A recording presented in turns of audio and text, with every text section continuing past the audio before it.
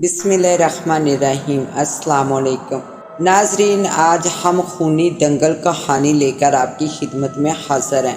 اس پہلوان کی کہانی جس پر دو آتمائیں ایک ساتھ حملہ آور ہو گئی تھی۔ آدھی سے زیادہ رات گزر گئی تھی اور میں تیزی سے اپنی منزل کی طرف رواں دواں تھا۔ مغرب کی طرف سے آتی ہوئی مست ہوائیں وجود سے ٹکرا کر آگے نکل جاتی، جس سے انگ انگ سے سرشاری کی ایک لہر اجاگر ہونے لگتی۔ دودھ جیسی سفید چاندنی تاریکی کو ہٹا کر زمین کے گوشے گوشے کو اپنی باہوں میں سمیٹے ہوئے تھی۔ ایسے موسم میں ڈر خوف بلا پاس کہاں بھٹکنے والا تھا۔ ویسے بھی میں کئی بار اس راستے سے گزر چکا تھا، مگر آج یہ سہانی رات عجیب سی لطف دے رہی تھی۔ آپ سوچ رہے ہوں گے کہ میں اتنی رات کو کہاں جا رہا تھا، تو سنیے۔ مجھے شروع سے ہی پہلوانی کرنے کا جنون کی حد تک شوق تھا۔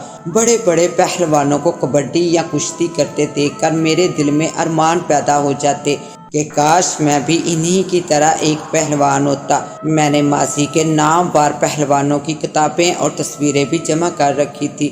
رستم، ہند پہلوان وغیرہ میرے آئیڈیل تھے۔ پھر میں نے یہ ارادہ مضبوط کر لیا کہ میں بھی ان کی طرح ایک دن بڑا پہلوان بنوں گا۔ ہمارے گاؤں گوجرانوالے کے مغربی نکر میں ایک مشہور و معروف گاؤں کوٹ پہلوان تھا، جہاں تقریباً بچے، بوڑھے اور عورتیں بھی پہلوان تھیں۔ وہاں کی عورتوں میں عام عورتوں سے زیادہ زور اور جوش تھا۔ اپنے شوق کو مد نظر رکھ کر میں روزانہ ہی اس گاؤں میں پہلوانی کے گڑ سیکھنے جایا کرتا تھا۔ مجھے اپنے استاد، جن کا اصل نام تو معلوم نہیں تھا، لیکن سارے جاننے والے انہیں بولا پہلوان کے نام سے جانتے پہچانتے تھے، وہ بہت مہربان شخصیت کے حامل تھے۔ انہوں نے جی جان سے مجھ پر محنت کی اور پہلوانی کے تمام گڑ مجھے اچھی طرح سے سکھانے شروع کر دیے۔ اس وقت میری عمر 16-17 سال کے درمیان تھی، مگر قد کاٹ سے میں 25-26 سال کا دکھائی دیتا تھا۔ چوڑی چھاتی کے ساتھ بازوؤں میں قوت بھی کمال کی تھی۔ اپنی عمر کے 2-3 لڑکوں کو تو میں ایسے ہی پچھاڑ دیتا تھا۔ کوٹ پہلوان پہلوانوں کا گڑھ تھا، لیکن میرے آگے بہت ہی کم پہلوان ٹک پاتے تھے۔ اتنی چھوٹی عمر میں اتنے بڑے بڑے پہلوانوں کو مات دینے پر استاد صاحب مجھ سے بہت خوش تھے۔ وہ مجھے ہمیشہ اصل نام کی بجائے صرف گجر کہا کرتے تھے۔ اس دن استاد کے گھر میں شادی کا فنکشن تھا۔ اگلے دن ان کی چھوٹی بہن کی بارات آنی تھی۔ استاد نے کہا، بیٹا گجر، کل ذرا جلدی آ جانا، کام کاج کی بھاگ دوڑ تم ہی کو سنبھالنی ہے۔ استاد کا حکم تھا، نہ کرنے کی مجال ہی نہ تھی، لہٰذا اگلے دن میں وقت پر حاضر ہو گیا۔ اس گھر کے افراد تو جیسے میرے بغیر کوئی کام ادھورا ہی سمجھتے تھے۔ آنے والے مہمانوں کے لیے توازہ وغیرہ کرنا، برات کے لیے شامیانے لگوانا اور کھانا پکانے والوں کو سامان وغیرہ پہنچانا، یہ سارے کام میرے ذمہ تھے۔ کسی کام سے میں گھر میں داخل ہوا تو استانی استاد کی بیوی نے مجھے آواز دے کر روک لیا۔ کیا بات ہے باجی؟ میں ہمیشہ انہیں باجی کہا کرتا تھا۔ ذرا ساتھ والے گھر میں جانا، یاسمین کب سے گئی ہے کپڑے استری کرنے، ابھی تک نہیں آئی۔ ہاں، اگر اس نے کپڑے استری کر لیے ہوں تو کپڑے تم اٹھا لانا، انہوں نے حکم دیتے ہوئے کہا۔ لیکن باجی، میں تو یاسمین کو جانتا تک نہیں۔ اوہ ہاں، میں بھی کتنی بدھو ہوں۔ انہوں نے اپنے ماتھے پر ہاتھ مارا۔ یاسمین میری سہیلی کی چھوٹی بہن ہے، خاص طور پر اس شادی میں گوجرانوالہ شہر سے آئی ہے۔ بس جو لڑکی کپڑے استری کر رہی ہوگی وہی یاسمین ہے۔ جاؤ ذرا جلدی آنا۔ ساتھ والا گھر استاد صاحب کے چچا کا تھا، مگر شادی کی اصل رونق تو یہاں تھی۔ اس گھر میں مہمانوں کا اچھا خاصا ادھم مچا ہوا تھا۔ اس گھر میں خوبصورت حسین لڑکیاں ہاتھوں میں مہندی رچائے، بالوں میں موتیے کے پھولوں کی لڑیاں ڈال کر سفید کلیوں کی طرح ادھر ادھر چہک رہی تھی۔ خالہ، وہ لڑکی کہاں ہے جو کپڑے استری کرنے آئی ہے؟ اس کا نام یاسمین ہے شاید، میں نے استاد کی چچی سے پوچھا۔ اوپر ہے بیٹا، مگر دھیان سے جانا، یہ آج کل کی لڑکیاں بہت نٹکھٹ ہوتی ہیں، وہ رازداری سے بولی۔ ایسی کوئی بات نہیں خالہ جی، یہ کہہ کر میں مسکراتا ہوا سیڑھیوں کی طرف بڑھنے لگا۔ سیڑھیوں کے پاس ہی ایک کمرہ تھا جس کا دروازہ بند تھا۔ میں جیسے ہی اس کے قریب پہنچا، یکدم وہ دروازہ کھلا اور ایک لڑکی ہوا کے جھونکے کی مند برآمد ہوئی۔ اس نے ہاتھ میں ہینگر پر لٹکی ہوئی قمیض کچھ اس انداز سے اٹھا رکھی تھی کہ اس کا وجود گھٹنوں تک اس کے پیچھے چھپا ہوا تھا، صرف پاؤں ہی نظر آ رہے تھے۔ اس سے پہلے کہ میں اگلا قدم اٹھاتا، اس لڑکی کا اوپر اٹھا ہوا ہاتھ میری آنکھ میں جا لگا۔ لاکھ ضبط کے باوجود بھی میرے منہ سے ہلکی سی کراہ نکل گئی۔ میں ایک دم پیچھے ہٹا اور آنکھ پر ہاتھ رکھ لیا۔ بکلاہٹ سے لڑکی کے ہاتھ سے ہینگر سمیت قمیض نیچے گر گئی۔ لڑکی کے خوبصورت گلابی چہرے پر حیرت کی پرچھائیاں ابھر آئی۔ جھیل سی گہری آنکھیں مجھ پر جمائے نہ جانے کتنی دیر تک وہ مجھے دیکھتی رہی۔ یہ کیا کر دیا لڑکی؟ کہیں بچے کی آنکھیں تو نہیں نکالتی؟ دیکھو بیچارہ کیسے آنکھ پر ہاتھ رکھے کھڑا ہے۔ پیچھے سے خالہ اس پر برس پڑی۔ بیٹا میں نے تجھے پہلے ہی کہا تھا کہ ان لڑکیوں سے بچ کر رہنا، میں کب سے ان کی اوچھی حرکتیں دیکھ رہی ہوں۔ وہ لہجہ سخت کرتے ہوئے بولی۔ چھوڑیے خالہ، شادی کے گھر میں ایسی گہما گہمی ہو ہی جاتی ہے۔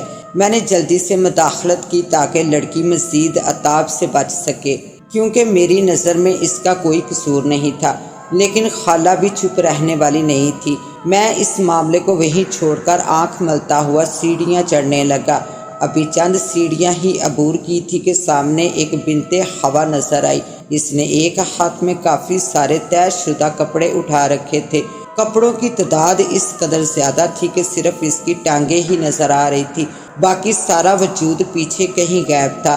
میں حیرانی سے اس کی طرف دیکھنے لگا۔ وہ کتنا زور ہے اس کے بازوؤں میں، یعنی محترمہ ٹارزن بننے کے چکر میں ہے۔ اچانک اس لڑکی کے ہاتھ سے کپڑے گرنے لگے۔ دوسرے ہی لمحے میں وہ اپنا توازن برقرار نہ رکھ سکی اور کپڑوں سمیت مجھ پر آن گری۔ اس کا نتیجہ یہ ہوا کہ ہم دونوں سیڑھیوں پر لڑکھڑاتے ہوئے نیچے آ گرے۔ نیچے میں، اوپر کپڑے اور پھر اوپر سے وہ لڑکی۔ دھڑم کی آواز سن کر تمام خواتین بھاگتی ہوئی ہمارے گرد جمع ہو چکی تھی۔ لڑکیوں کے ہونٹوں پر مسکراہٹ کے پھول کھلے ہوئے تھے اور کہیں ایک نے تو از راہ مذاق 2 فقرے بھی کسے تھے، جبکہ خالہ سمیت دوسری بڑی عمر کی عورتیں ہمدردی کی نظروں سے میری طرف دیکھ رہی تھی۔ ہائے میری کمر! وہ لڑکی جلدی سے اٹھ کھڑی ہوئی۔ دیکھ کر نہیں چل سکتے تھے آپ؟ سارے کپڑوں کا ستیہ ناش کر دیا، کتنی محنت سے میں نے استری کیے تھے۔ لڑکی ایک دم بدحواس لہجے میں بولی۔ اے لڑکی، خدا کا خوف کر، الٹا چور کوتوال کو ڈانٹے۔ خالہ بس شروع ہو گئی۔ غلطی اس بیچارے کی تھوڑی ہے، جوانی دکھانے کا شوق تو تجھ کو چڑھا ہوا تھا۔ پہلے اس اقرا کی بچی نے اس کی آنکھ نکال کر رکھ دی۔ واہ کیا زمانہ تھا ہمارا! لڑکیاں شادی کے بعد بھی ایک مہینے تک شرماتی تھی، مگر آج کل کی تو ہوا ہی نرالی ہے۔ لڑکیاں تو لڑکوں سے بھی 2 ہاتھ آگے جا چکی ہیں۔ خالہ صحیح کہہ رہی ہے یاسمین، تم خواہ مخواہ اس سے لڑ رہی ہو، تمہیں تو اس سے معافی مانگنی چاہیے۔ اس لڑکی نے میری طرفداری کی جس نے پہلے میری آنکھ پر وار کیا تھا۔ اس کا نام اقرا تھا۔ اچھا بابا سوری، یاسمین نے جھنجھلا کر کہا اور کپڑے اٹھانا شروع کر دیے۔ اسی اثنا میں میں بھی اٹھ چکا تھا۔ بیٹا تو اب تھک گیا ہوگا، خالہ مجھ سے مخاطب ہوئی۔ صبح سے کام پر لگا ہوا ہے، اب کچھ دیر آرام کر لے۔ اقرا چلو تم اس کے ساتھ آدھے کپڑے اٹھاؤ، اور خبردار اگر کسی نے کوئی حرکت کی تو مجھ سے برا کوئی نہ ہوگا، خالہ نے ان سے کہا۔ میں وہاں سے استاد کے گھر میں آ گیا۔ سامنے کمرے میں صوفے پر ٹیک لگا کر آنکھیں موند لی۔ اگر انسانی وجود کو کچھ دیر آرام میسر آ جائے تو طبیعت حشاش بشاش ہو جاتی ہے۔ کچھ دیر بعد میں نے غیر ارادی طور پر آنکھیں کھول کر سامنے دیکھا تو داخلی دروازے پر باجی کے ساتھ یاسمین اور اقرا کھڑی تھی۔ اقرا ہنس ہنس کر باجی کو کوئی بات سنا رہی تھی۔ باجی کے چہرے پر چھائے تاثرات سے اس بات کا پتہ چل رہا تھا کہ وہ اس بات سے کافی لطف اندوز ہو رہی ہیں۔ اسی وقت انہوں نے مسکرا کر میری طرف دیکھا۔ میں نے جٹ آنکھیں بند کر لی۔ کچھ دیر بعد میں نے آنکھیں کھول کر دوبارہ دیکھا تو باجی کا دھیان دوسری طرف تھا۔ اسی وقت برقی کندے کی طرح یہ سوال میرے دماغ میں لپکا کہ یقیناً یہ باتیں میرے ہی بارے میں ہو رہی ہیں۔ یاسمین بھی ساتھ کھڑی تبسم کی پنکھڑیاں بکھیر رہی تھی۔ اچانک یاسمین نے مسکراتے ہوئے میری طرف دیکھا۔ ہم دونوں کی نگاہیں آمنے سامنے ہو چکی تھی۔ پھر میری نظریں اس کی نگاہوں میں اترتی چلی گئی۔ مجھے ایسا محسوس ہوا جیسے میں اس کی نشیلی نگاہوں کے ساگر کی گہرائی میں ڈوبتا جا رہا ہوں، یا میرے دل کی ساری دھڑکنیں یکجا ہو کر اس کی دھڑکنوں میں شامل ہو گئی ہوں۔ وہ بہت ہی خوبصورت، دلکش اور من موہنی تھی۔ اس کے سرخ رخساروں پر تر و تازہ پھول کھلے دکھائی دے رہے تھے۔ اس کی سیاہ زلفیں چہرے پر ایسے جچ رہی تھی جیسے 14ویں چاند کالے بادلوں سے نظر آ رہا ہو۔ نہ جانے ہم دونوں بت بنے ایک دوسرے کو کتنی دیر تک دیکھتے رہے۔ تب اقرا نے اس کی آنکھوں کے سامنے ہاتھ لہرایا۔ ہیلو کہا، نظریں جمائے گم ہو گئی ہو۔ پھر اس نے جب اس کی نگاہوں کا تعاقب کرتے ہوئے میری طرف دیکھا تو باجی کے ساتھ اس کا بھی قہقہ گونجا۔ یاسمین نے مسکراتے ہوئے نگاہیں نیچے کر لی جیسے اس کی چوری پکڑی گئی ہو۔ میرے ہونٹوں پر بھی مسکراہٹ پھیل گئی۔ میں نے جلدی سے رخ دوسری طرف کر لیا، مگر دوسرے ہی لمحے میں نے کن اکھیوں سے ان کی طرف دیکھا تو باجی ان دونوں کو گھر سے باہر لے جا چکی تھی۔ میں نے آنکھیں بند کر لی۔ گجر بھائی، آپ کو باجی بلا رہی ہیں۔ کچھ دیر بعد مجھے ایک لڑکے نے آواز دی تو میں باجی کی طرف آ گیا۔ استاد کی طرح وہاں کے لوگ بھی مجھے صرف گجر ہی کہا کرتے تھے، اصل نام سے کوئی بھی واقف نہیں تھا اور نہ ہی میں نے کسی کو بتایا تھا۔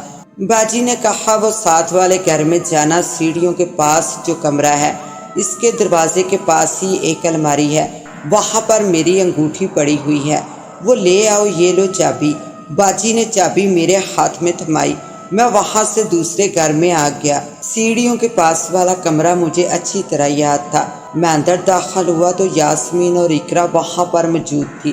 اقرا اس کے خوبصورت ہاتھوں میں مہندی لگا رہی تھی۔ اس کے بھرے بھرے گورے بازو سیاہ لباس میں قیامت ڈھا رہے تھے، جبکہ اقرا سرخ لباس میں اس سے کم نہیں لگ رہی تھی۔ میں سیدھا الماری کی طرف بڑھا۔ کیا ڈھونڈ رہے ہیں آپ؟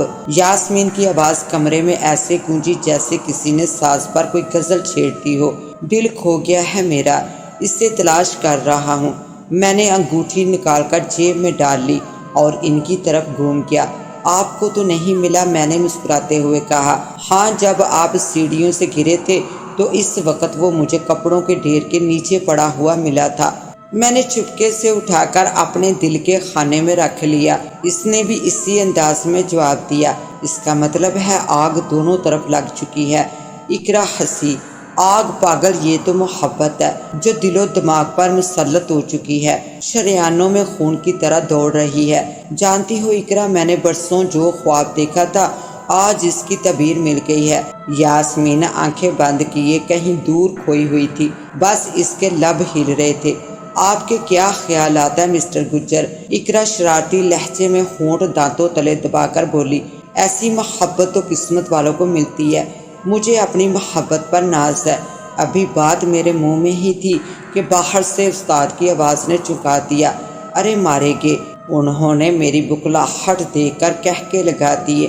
یار گجر، پھول کم پڑ گئے ہیں۔ استاد جی بولے، تم میری موٹر سائیکل لے جاؤ اور جلدی سے مزید پھول لے آؤ، بارات آنے والی ہے۔ انہوں نے چابی مجھے دے دی۔ بازار وہاں سے زیادہ دور نہ تھا، لہٰذا پھول لے کر میں جلدی واپس آ گیا۔ پھر پتہ چلا کہ بارات تو رات کو آنے والی ہے۔ اس وقت دوپہر کے 3 بج رہے تھے۔ میں دوبارہ کام پر لگ گیا۔ دیکھتے ہی دیکھتے سورج مغرب کی گود میں جا سویا اور شام کے اندھیرے پھیل گئے۔ اس دوران یاسمین مجھے کئی بار مل چکی تھی۔ اس نے دل کھول کر میرے سامنے رکھ دیا تھا۔ میں اس سے یہ اقرار کر چکا تھا، میں بھی تم سے سچی محبت کرتا ہوں۔ تمہارا رشتہ مانگنے میں بہت سی رکاوٹیں کھڑی ہو سکتی ہیں، لہٰذا کوئی مناسب وقت دیکھ کر میں باجی سے بات کروں گا، پھر ان کے ذریعے بات آگے بڑھے گی، کیونکہ ہماری محبت کے بارے میں اقرا کے علاوہ باجی کو بھی سب کچھ معلوم ہو گیا تھا۔ میں باجی کے پاس کھڑا کسی چیز کے متعلق بات کر رہا تھا کہ گاؤں سے بلال کا فون آ گیا۔ یار اس وقت کہاں ہو؟ جلدی سے یہاں آ جاؤ، ہم کب سے تمہارا انتظار کر رہے ہیں۔ میں اور اسد کئی چکر لگا چکے ہیں اور جناب ہیں کہ موبائل بھی نہیں اٹھا رہے۔ میں نے اس سے معذرت کی اور 1 گھنٹے تک آنے کا وعدہ کر کے فون بند کر دیا۔ بلال میرا بہت اچھا دوست تھا اور صبح 6 بجے اس کی سعودیہ کی فلائٹ تھی، جس کی وجہ سے اس نے رات کو ایک پارٹی دوستوں کے لیے رکھی تھی۔ اس پارٹی میں میری شرکت ضروری تھی۔ اب مجھے استاد سے ملنا تھا۔ گھر جانے کے لیے ان کی اجازت لینا لازمی تھی۔ میں نے انہیں ہر جگہ تلاش کیا مگر وہ کہیں نظر نہ آئے۔ پھر ایک آدمی نے بتایا کہ وہ ساتھ والے گاؤں گئے ہوئے ہیں۔ اسی کشمکش میں 2 گھنٹے گزر گئے اور بارات آ گئی۔ پھر میری مصروفیت اس قدر بڑھ گئی کہ وقت کا پتہ ہی نہیں چلا۔ اچانک مجھے بلال کا خیال آیا اور میں سب کچھ چھوڑ چھاڑ کر استاد کو ڈھونڈنے لگا۔ پھر چند آدمیوں کے بیچ وہ نظر آ کے میں نے ان سے جانے کی اجازت مانگی۔ پاگل ہو گیا ہے کیا جو اس وقت جائے گا؟ آدھی رات کو انہوں نے گھڑی پر نظر ڈالتے ہوئے مجھے ڈانٹا۔ میرا گاؤں جانا بہت ضروری ہے استاد۔ پھر میں نے اپنے اور بلال کے تعلقات کے بارے میں بتایا۔ میرا تو مشورہ یہی ہے کہ تم اس وقت نہ جاؤ۔ اگر پھر بھی جانا ضروری ہے تو کسی کو ساتھ لے جاؤ۔ میں کوئی بزدل آدمی نہیں ہوں۔ آپ فکر نہ کریں، مجھے کسی قسم کا کوئی نقصان نہیں ہوگا۔ اور پھر میں یاسمین سے ملنے واپس گھر آ گیا۔ اچھا یاسمین، اب صبح ملاقات ہوگی۔ میں اس وقت اپنے گاؤں جا رہا ہوں۔ آپ اس وقت جا رہے ہو؟ آپ کو ڈر نہیں لگتا؟ وہ حیران زدہ لہجے میں بولی۔ ڈر کیسا، بس مجبوری ہے، اور مجبوری سے بڑھ کر کوئی چیز نہیں، میں نے اسے تسلی دی۔ شادی کی اس رنگا رنگ اور پرمسرت ترکیب جہاں ہر سو محجبینوں کے کہکے مزید جان ڈال رہے تھے، میں وہاں سے نکل آیا تھا۔ آنے والے رنگین لمحات کے تصور لیے آگے بڑھنے لگا تھا۔ گاؤں کے کوٹ پہلوان سے نکل کر اب میں ایک فلانگ آگے کھیتوں میں نکل آیا تھا۔ گلیوں میں بہت سے آوارہ کتوں سے واسطہ پڑا جنہوں نے بونک بونک کر پورا گاؤں سر پر اٹھا رکھا تھا۔ کچا راستہ تھا جو کوٹ پہلوان سے نکل کر ایک کافی لمبا چکر کاٹ کر ہمارے گاؤں گجرانوالا کی طرف جاتا تھا۔ ارد گرد کا ماحول دیکھ کر یاسمین کا تصور میری نگاہوں کے سامنے آ گیا اور میں اسی دھن میں آگے بڑھتا جا رہا تھا۔ چند فلانگ چلنے کے بعد مجھے اپنے بائیں طرف 2 ایکڑ کے فاصلے پر ایک کافی بڑا بیری کا قد آور درخت دکھائی دیا۔ ارد گرد کے دیہات والے اسے پکی بیری کے نام سے پکارتے تھے اور اس کے متعلق بہت سی عجیب و غریب افواہیں تھی کہ یہ درخت سیب زدہ ہے اور اس کی نحوست آس پاس کے کھیتوں میں بھی ہے۔ استاد کی تاکید تھی کہ میں اس بیری سے جتنا بھی بچ کر چلوں اچھا ہوگا، لہٰذا میں اسے نظر انداز کر کے آگے بڑھ گیا۔ تھوڑی دور چلنے کے بعد پانی کا تالاب نظر آیا۔ تالاب کے کنارے پر جو راستے کے ساتھ ہی تھا، ایک برگد کا درخت کافی پرانا موجود تھا۔ لوگوں نے اس درخت کے اطراف ایک بڑا سا چبوترا بنا رکھا تھا۔ گرمیوں میں جب لوگ اس تالاب میں نہانے کے لیے آتے تو برگد کی چھاؤں میں اس چبوترے پر بیٹھا کرتے تھے۔ ساتھ ہی پکی اینٹوں کا بنا ہوا ایک کمرہ تھا جو نہ جانے کب سے بند پڑا تھا۔ جب میں اس کمرے کے نزدیک پہنچا تو خوف کا ایک جھونکا نہ جانے کہاں سے آ کر میرے اعصاب پر مسلط ہو گیا۔ کمرے کو عبور کر کے میں جیسے ہی چبوترے کے قریب پہنچا تو ہوا کے دوش پر لہراتی ایک کھنکھناتی ہوئی نسوانی آواز نے میرے قدم روک لیے۔ رکیے جناب، ایسی بھی کیا جلدی ہے؟ آواز میں بڑا ترنم تھا۔ لڑکی وہ بھی اس جگہ پر؟